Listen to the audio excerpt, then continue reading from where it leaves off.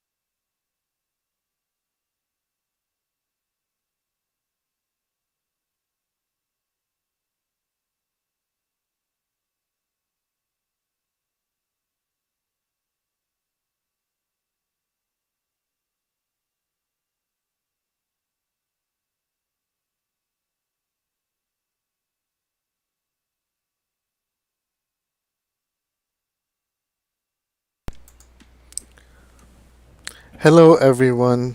Thank you for joining me today. My name is Fahad, and today in this webinar, I'm going to go through the tasks that need to be completed before running the closing of the year wizard. Then I'll walk you through the actual wizard, and then we can review items that need to be completed after the school year has been closed. And for this webinar, I'll be following this documentation. It's called Closing the School Year, and you can find it in our knowledge base. So to start off, closing the school year is the process that is designed to finalize the current school year academic activities and prepare the database for the new year. So as I go through this, if you have any questions, comments, or suggestions related to this webinar, or if you may want us to do another webinar in the future, feel free to email to support@pcreducator.com. Moreover, in order to close the school year, a user needs to have a security full role that would allow them to actually run the wizard. And then in terms of completing pre-close checklist items and post-close checklist items, it depends on what needs to be completed. So if it is a task related to scheduling, then you would need the scheduling role. If it is related to archiving PDFs, you would need a registrar or admin specific roles. But typically, each school has one person who manages rolling over the school year. And when you close the school year, it applies to all divisions. So before you close the school year, make sure that the pre-close checklist items have been completed for all of your divisions in order to proceed forward. So let's just get right to it. I'm going to go ahead and start by going through the pre-closed checklist items. Once I'm done with those, then I'll actually go through the wizard. And then once I'm done with that, I'll go through the post-closed checklist items. So according to this, the first step would be to archive individual student reports. So that would be the report cards that would need to be archived before you close the school year. The way that you do it is that you go to the admin tab and you click students. And again, this would be done per division as well. So on the top right, you can switch between divisions when you're archiving report cards for different divisions. So once you're on this particular screen, you can select your students. And there's a multi-action option that says archive PDFs. So basically what it'll do is the system will generate report cards and it'll archive them and attach them to the student's records. So even after you close the school year, you'll have access to those report cards. So once you're on this screen, you can pick the type of report card from here. So depending on your school, you may be running either semester report cards, trimester, elementary, checkboxes, whatnot. So you can select the report type and then you can populate the information, the parameters like such as font, such as marking periods, whether you want to include comments or not. One of the most important fields is the available date. So this would be the date that would show the report cards on the parent portal. So make sure that you populate it. If you don't populate it, then the report cards will not show up on the parent portal. So once you specify all the parameters, you would click request report, and then you'll see that the reports will get archived for each student.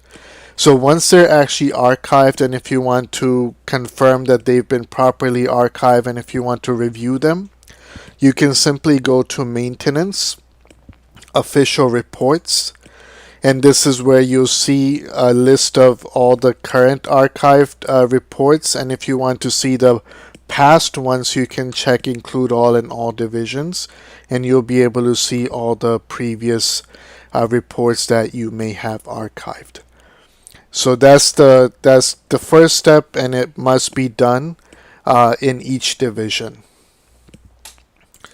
So then the next item is copying scheduling data. So basically, let's say that I have a schedule in my upper school, and in my schedule I have different kinds of sections.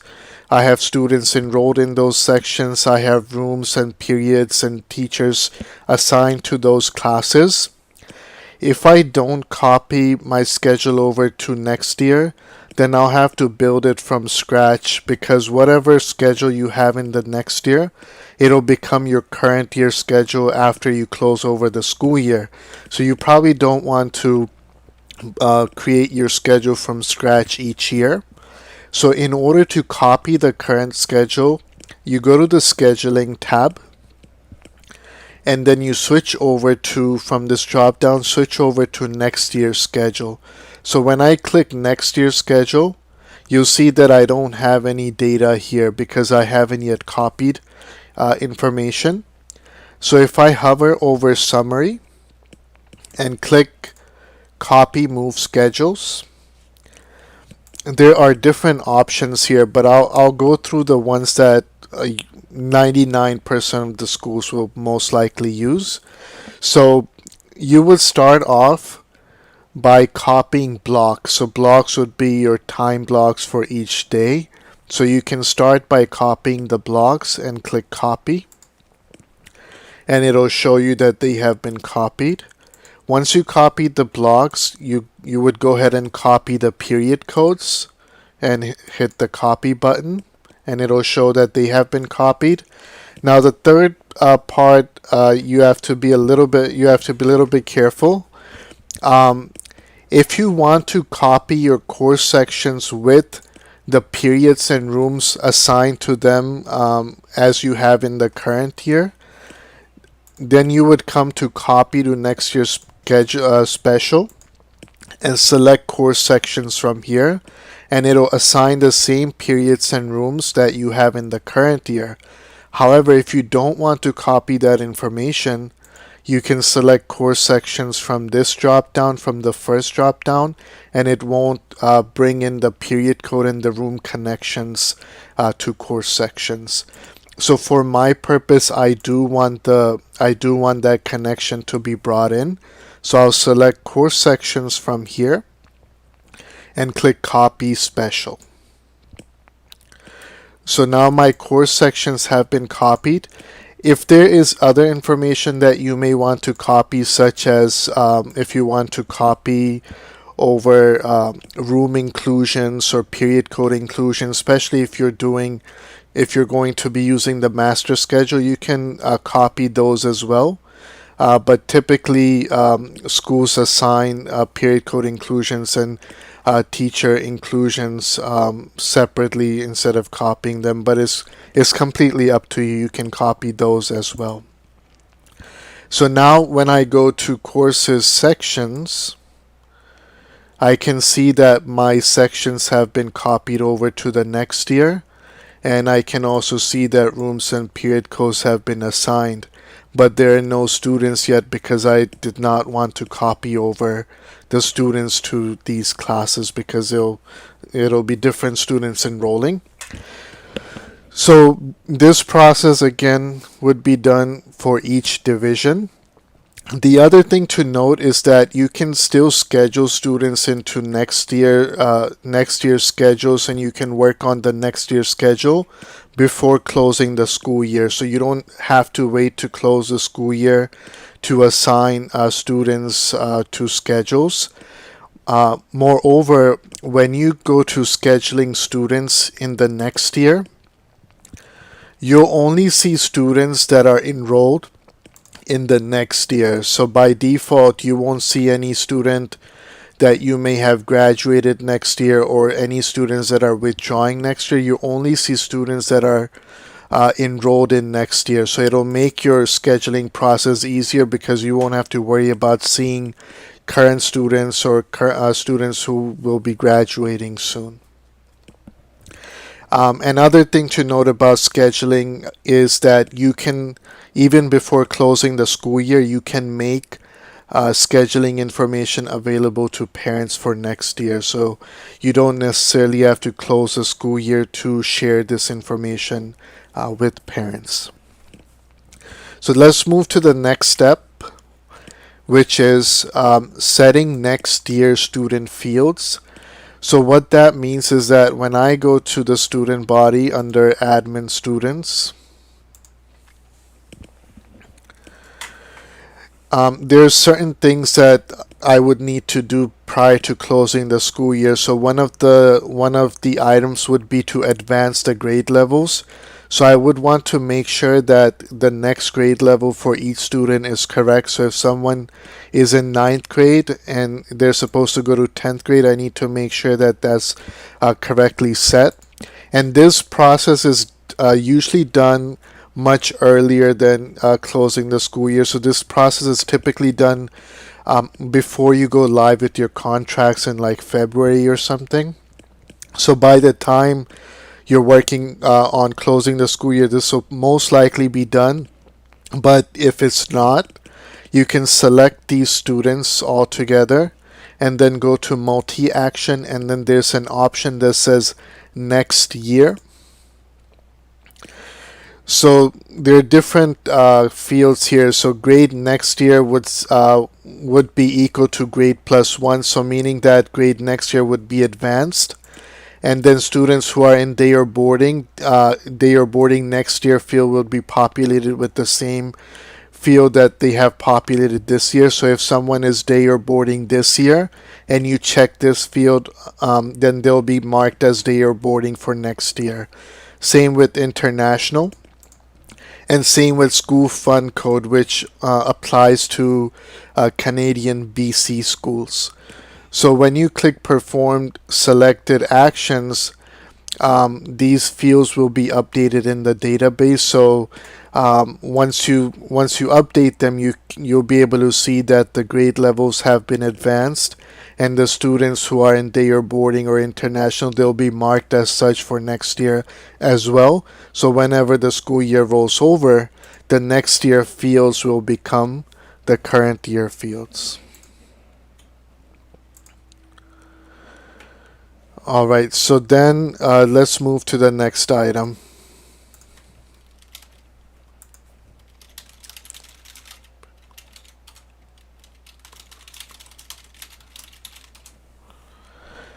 Okay, so the next item is updating status, substatus for next year. So an example for that, an example of this would be to graduate your students. So when I go to my list of students, I have my enroll students and I see what their status and substatus is for next year. So let's say that I want to graduate my students. So if I search for all of my 12th graders,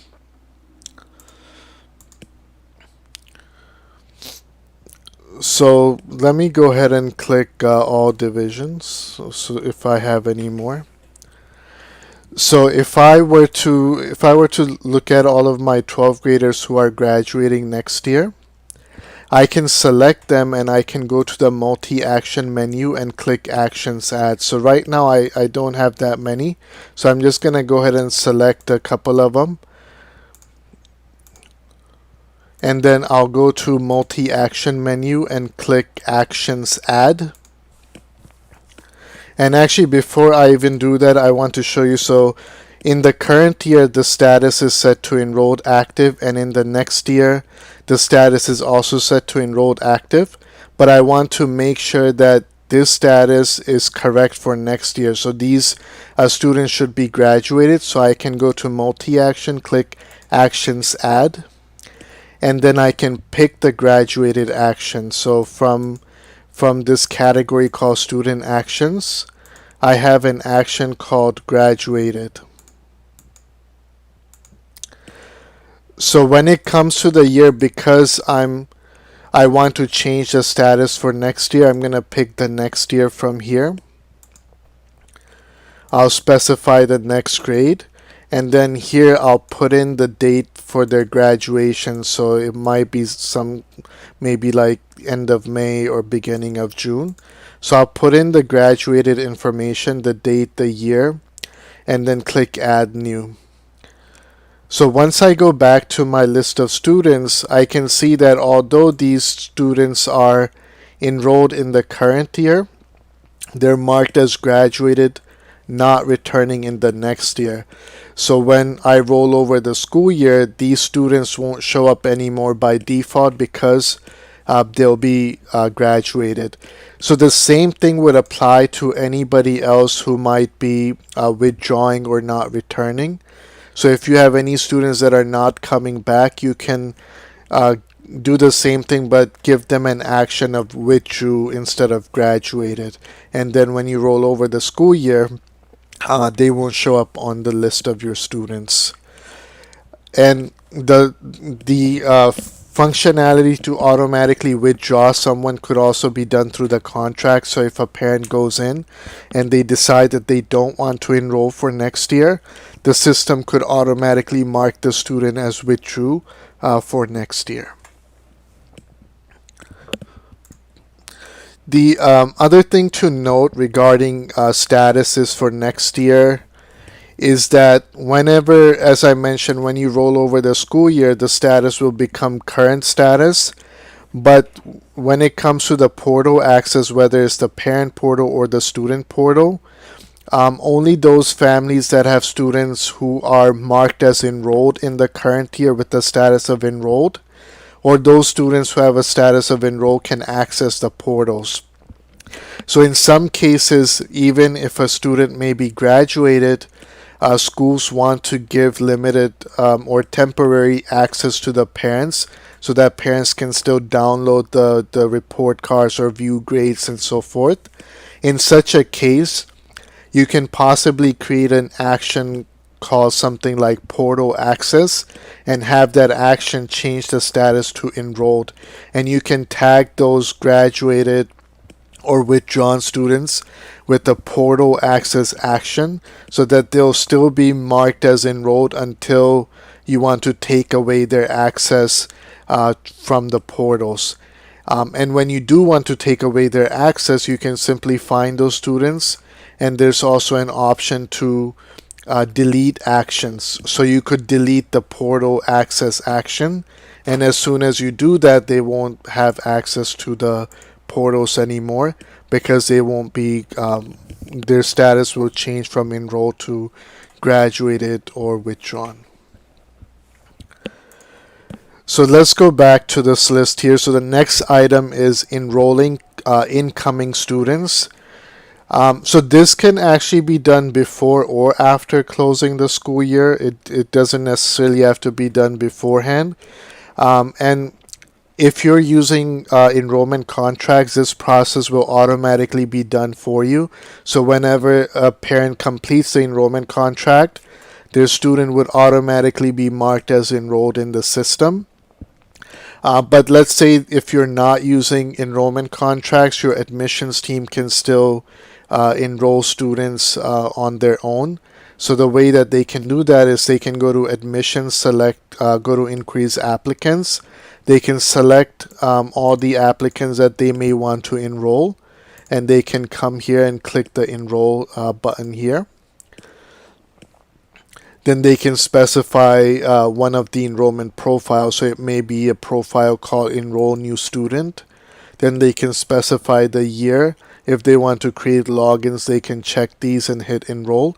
And that's how they could enroll new applicants into the school. But again, if you're using enrollment contracts, you wouldn't typically need to do this particular step.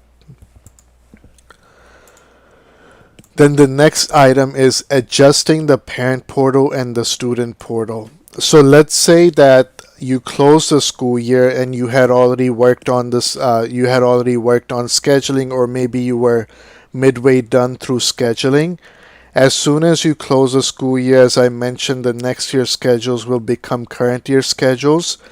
So if you're sharing schedules with parents and students in the portals, then they'll be able to see their new schedules for next year as soon as you close the school year.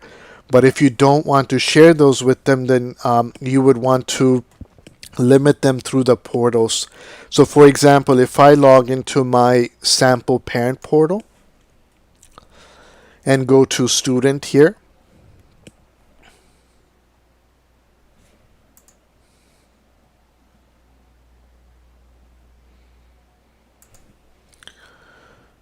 I can see that there are widgets such as schedule.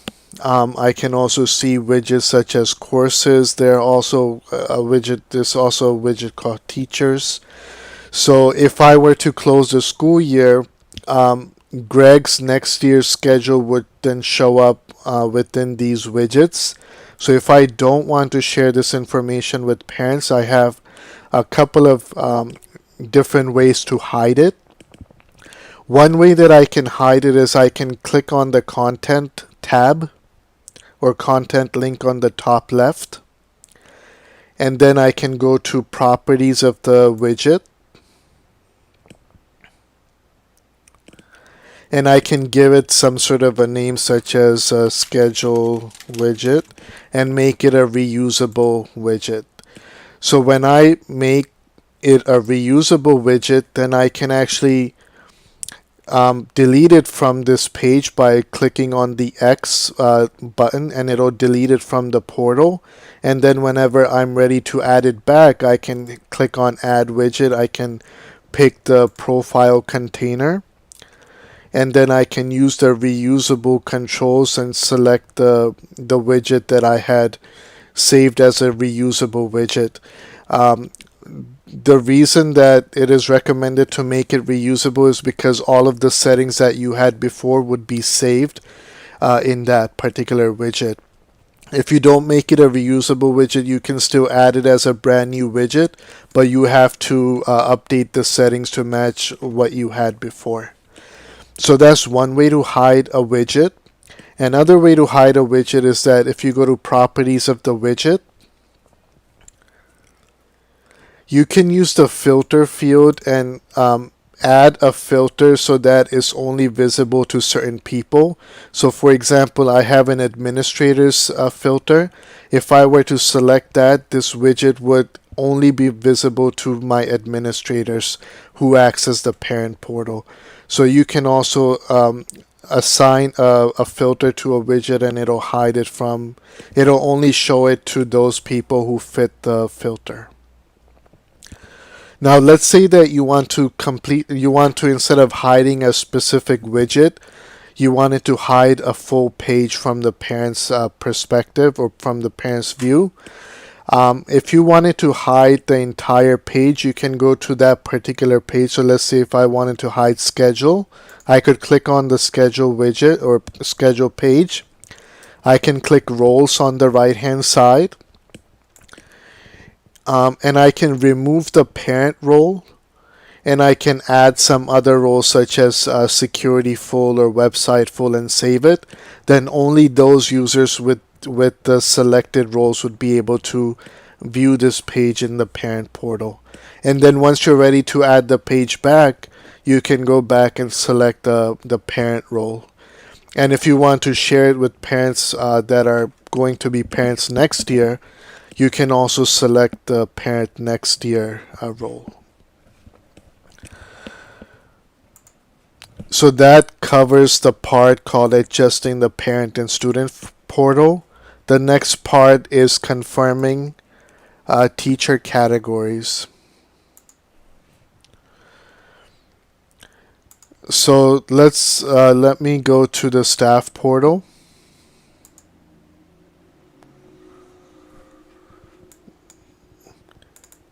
And then I'm going to go ahead and log into the teacher as one of my teachers.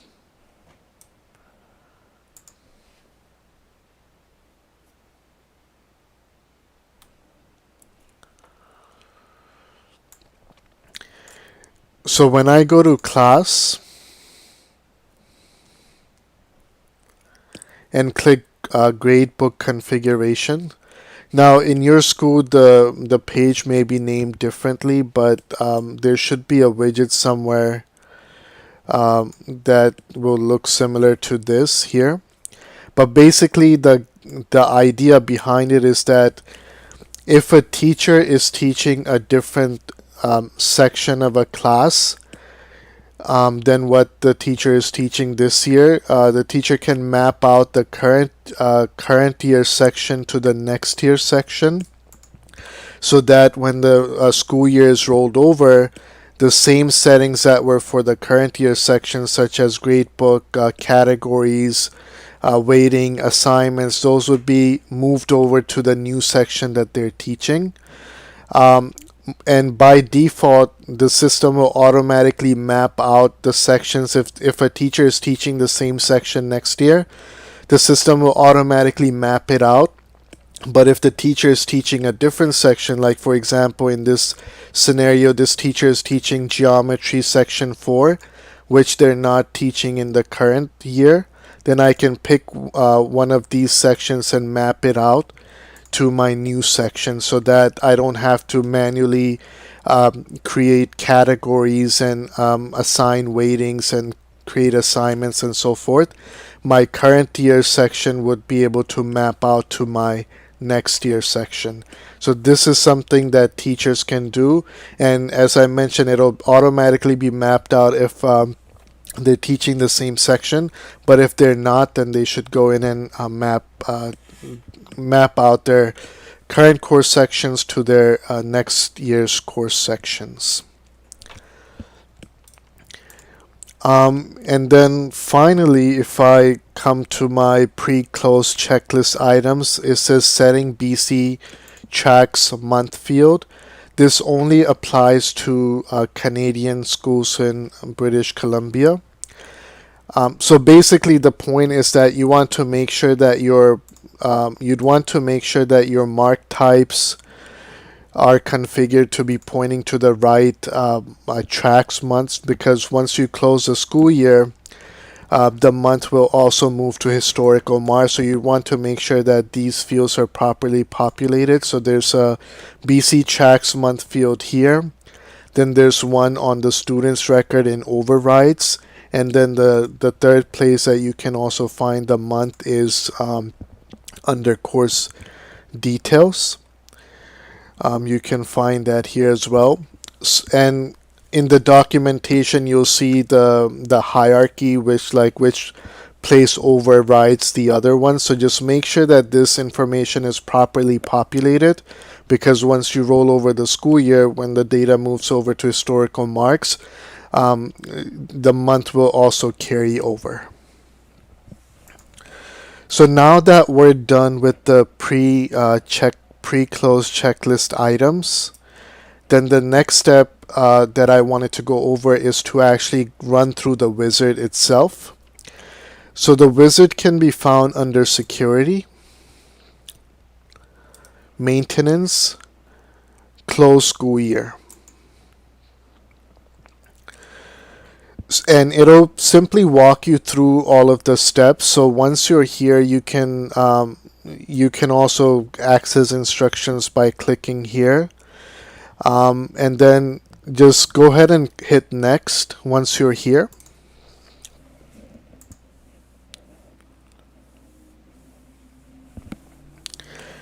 So the first section that it brings you to is called Scheduling Next Year Stats.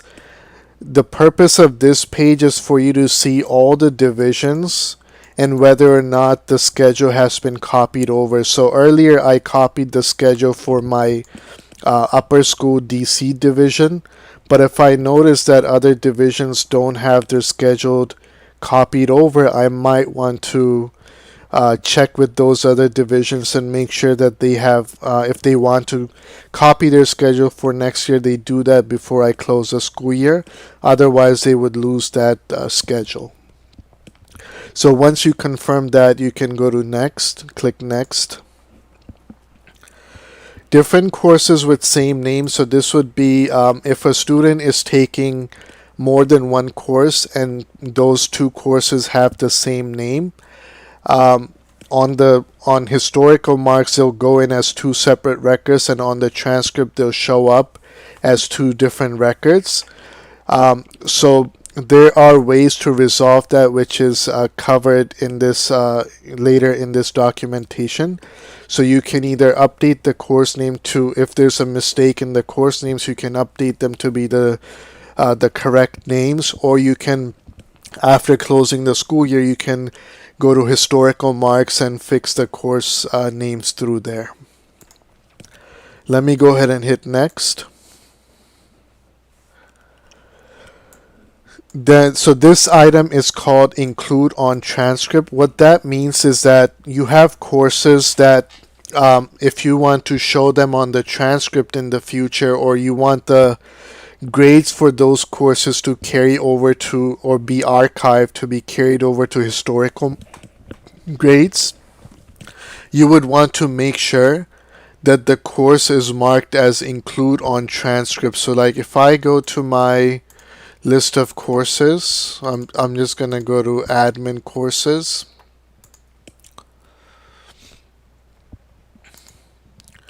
Here I can see a list of my courses and whether or not they are included to be on transcript. So if they are included to be on transcript and their mark types are configured correctly, then they would be moved over to historical marks. So the purpose of this screen is to show you any classes that have grades that are set up to be archived, but the class is not marked to be included on transcript. You can double check those, and if there is a class that should be marked as such, such as my English 1 class, you can simply click edit here, check the box and hit update, and then that class would be the grades for that class would be archived and moved to historical marks. So I'm going to go ahead and click next. Then this particular screen shows me orphan grades. So orphan grades are basically any grades that a student has in a class that they are not enrolled in anymore. So maybe a student was in a class for a few weeks, received a grade, and then was dropped. It would generate an orphan grade. So you can review those grades, and if the grades should not exist in the system, or if they were if these grades are correct, meaning that they're in the system but they shouldn't be in the system, you can simply delete them. But if you accidentally remove the student from a class that the student should be in, then you can add the student back to the class, and then these grades would not be orphaned anymore. So you'd want to make sure that you go through the orphan grades in each division and make sure that those are properly handled. I'm going to go ahead and hit next. Then this section goes over grades to history. What that means is, as I was saying earlier, there are certain kinds of grades that move over to historical marks. So whenever you're setting up what we call mark types or grading criteria, you can give it a name such as quarter or semester or final grade or exam or whatnot. But there's also an internal designation which is called grade type.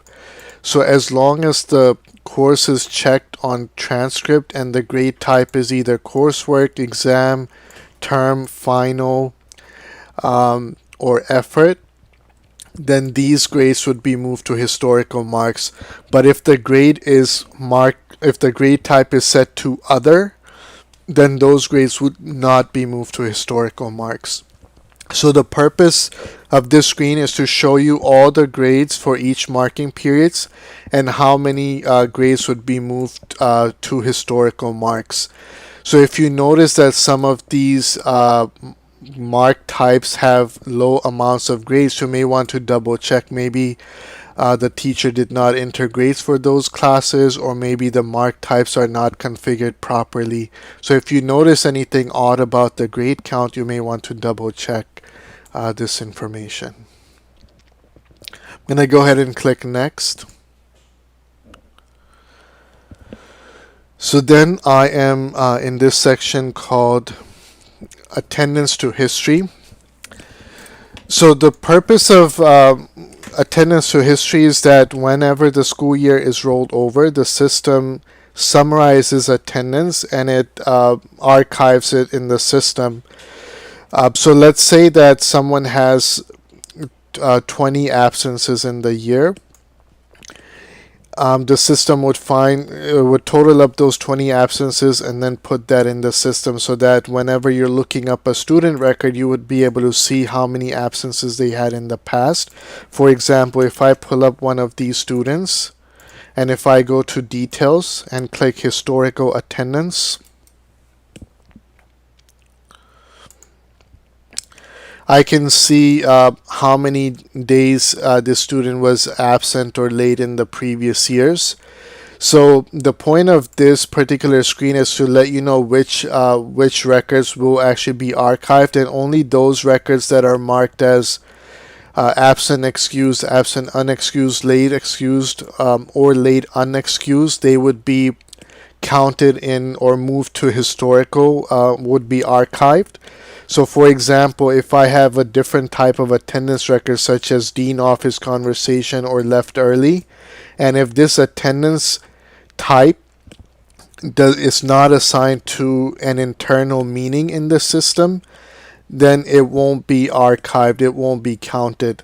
So if something needs to be counted and you want it to be archived, you need to make sure that it is given one of these historical meanings, either absent excused, unexcused, late excused, or late unexcused.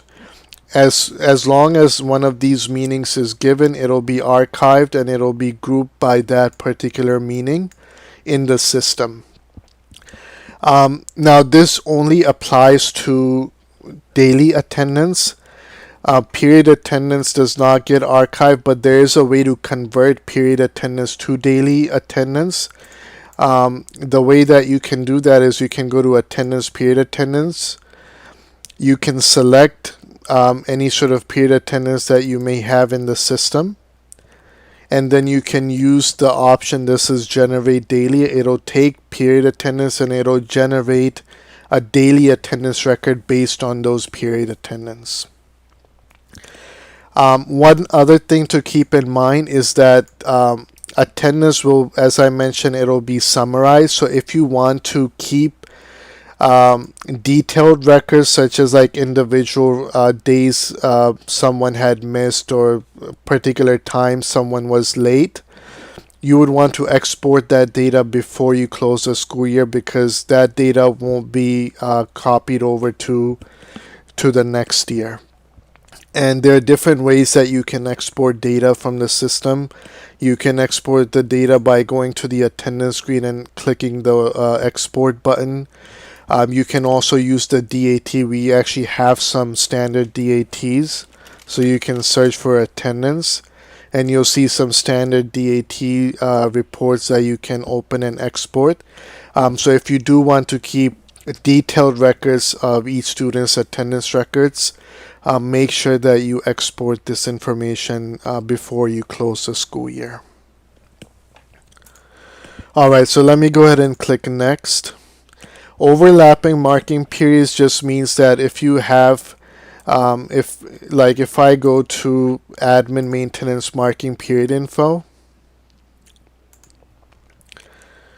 if I have like first quarter, second quarter, third quarter, fourth quarter, if I have any marking periods that are overlapping in attendance dates, they will show up on this screen, and you would want to make sure that there are no marking periods that overlap.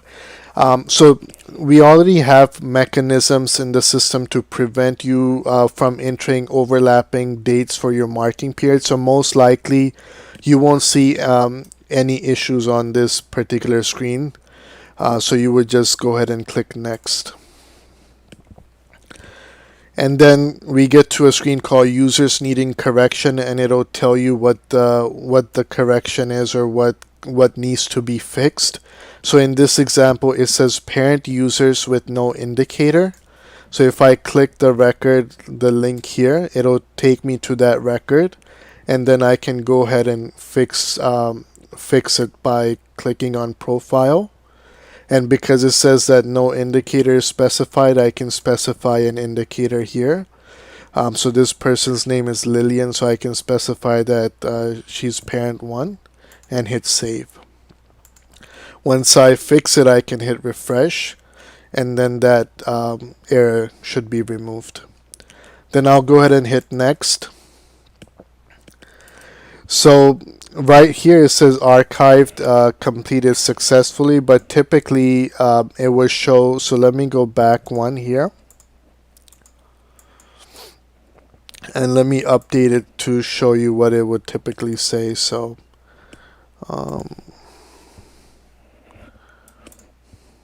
give me 1 second.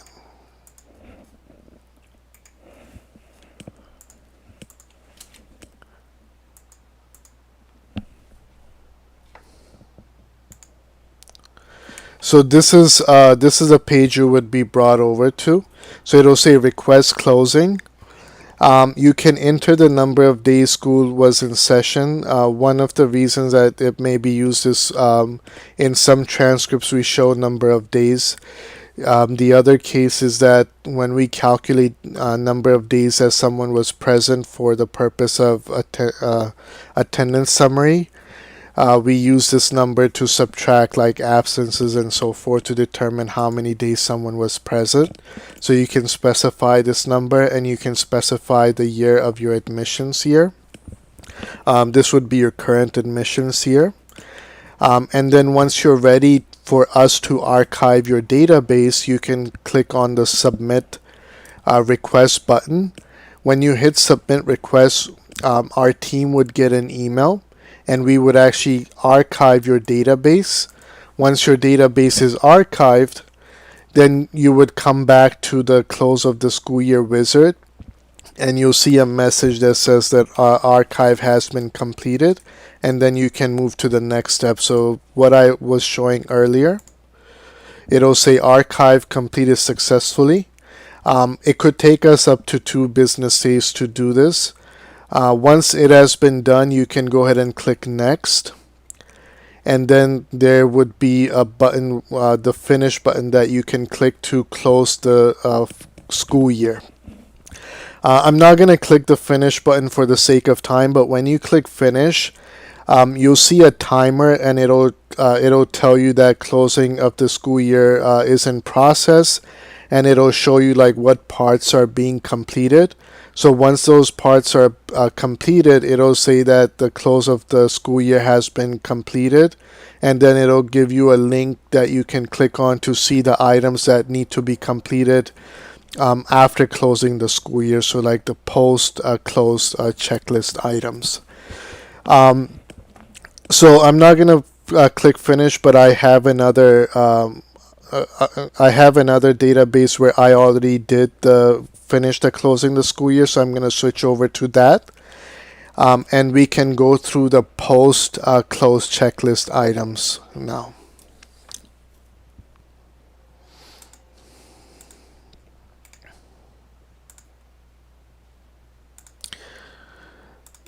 So this particular the one that I'm logging into right now, this school, I have already closed the school year.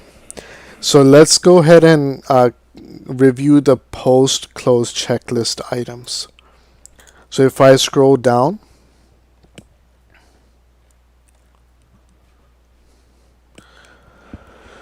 it says confirm the student status for current year. So when I look at my students, I need to make sure that the status for current year is correct. So basically, I shouldn't see any students who have graduated. I shouldn't see any students who have withdrawn. I should only see students who are actually coming in this year. And if I do need to make any changes, I can always go in and add different kinds of actions. So like if someone was withdrawing, I could select them and still add the withdrew action. Or if I forgot to graduate someone, I can still select them and use the action, multi-action actions add option, and still graduate them. The only difference would be instead of selecting next year when you're adding the action, you would select the current year.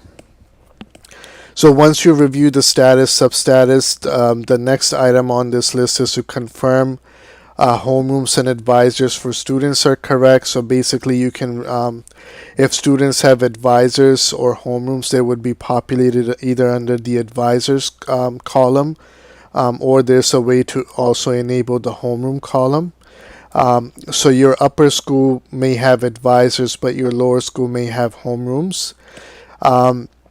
So you can confirm that those are all correct, and advisors and homerooms get populated from scheduling.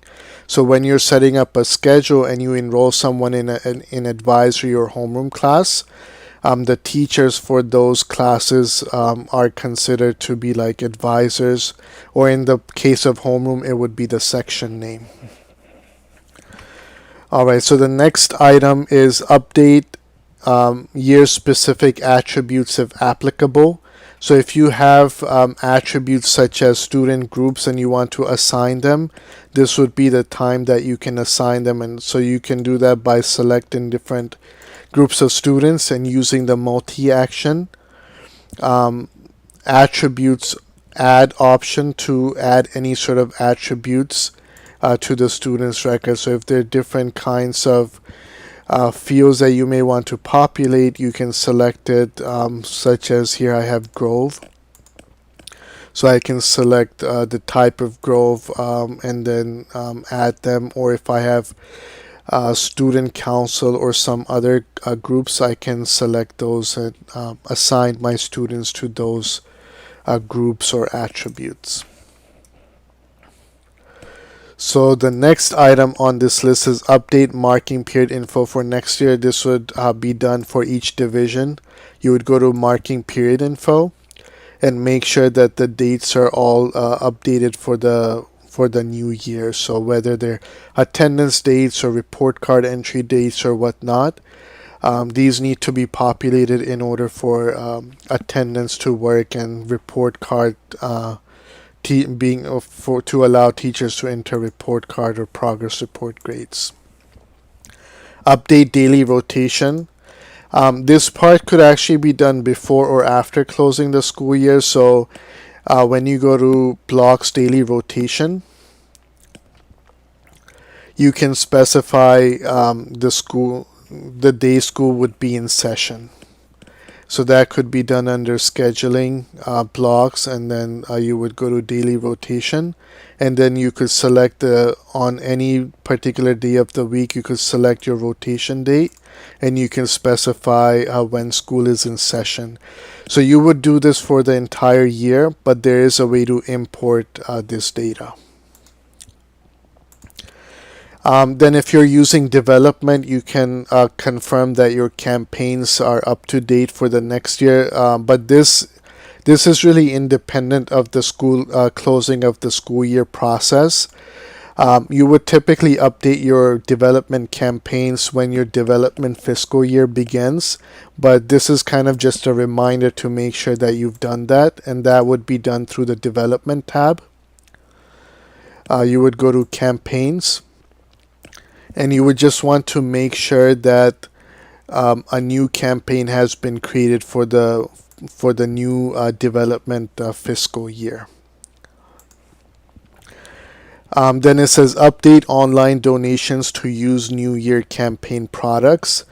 So basically, if in addition to development, if you are also using an online giving form, you'd want to make sure that in finance, your donation products are tied to the new campaign /fund. So you can go to donation here in details, make sure that the campaign is properly tied to the product. And then on your online giving form, you can make sure that the products are up to date, meaning that they're for the new development fiscal year. Then the next item is check admissions academic year in school info, and check apply online academic years and advance admissions records if needed. So after you close the school year, if you go to admin, maintenance school info.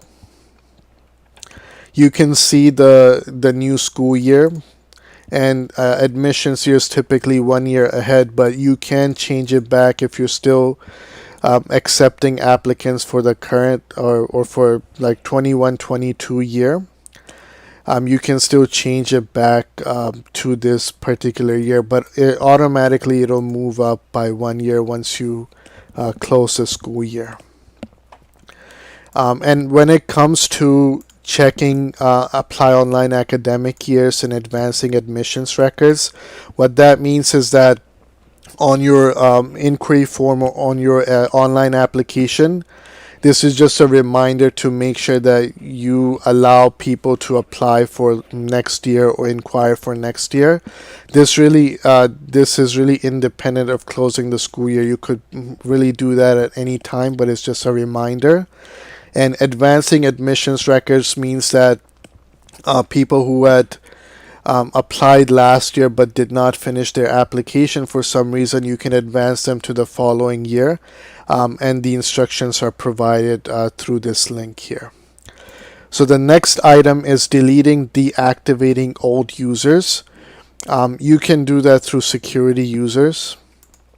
There are different ways to find them. You can create a filter that would find all the users that are associated with former parents or former students. Then you can select all those records and use a multi-action, and you can delete those users. Remove purchase options for former students, faculty. So if you're using the point of sale system such as the cafeteria module, there's a feature called purchase options that allows you to specify like what the maximum amount someone can spend, even if they don't have a balance on their account. And there are a few other fields that could be specified. So if I go to finance, AR students, and go to details,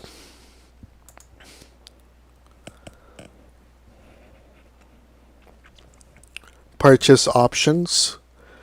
So if there are these fields populated for former students or faculty, you can remove them, such as like how much maximum they can spend per invoice, what is the maximum unpaid balance they can have, and so forth.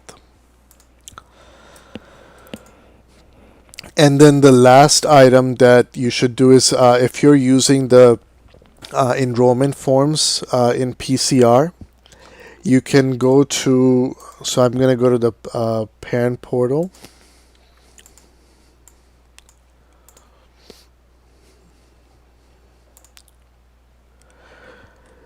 And if I go to the forms page, there's a button or there's a widget here.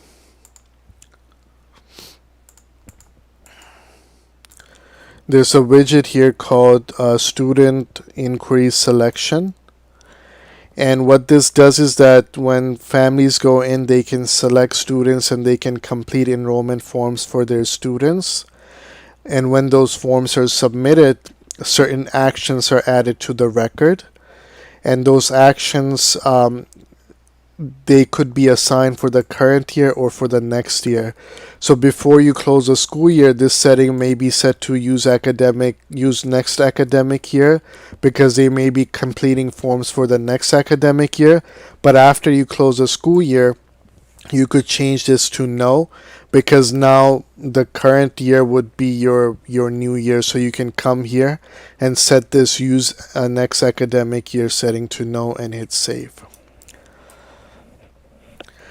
So that pretty much wraps up what I wanted to cover today. And the webinar was recorded, and it will be available on our knowledge base. If you have any questions, comments, or suggestions, feel free to email us at support@pcreducator.com. And I want to thank you again for joining me today. I hope you all have